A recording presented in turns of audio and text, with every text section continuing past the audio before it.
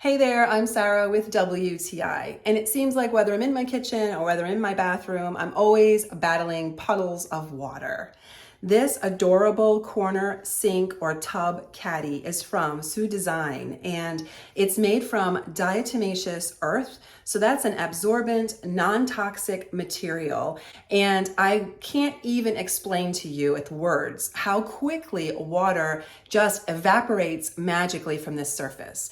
But I can show you. So I submerged this in my bath water and then I simply hold it up for you. I did not speed up the film. That's how quickly this material removes water from its surface by simply evaporation.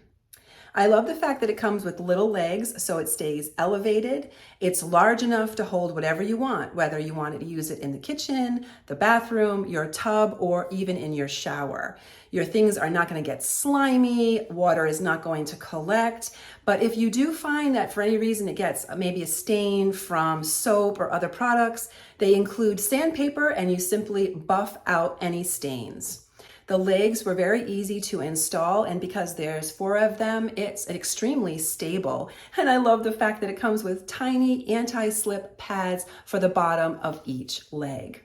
I'm really impressed with how durable and lovely this tub caddy is.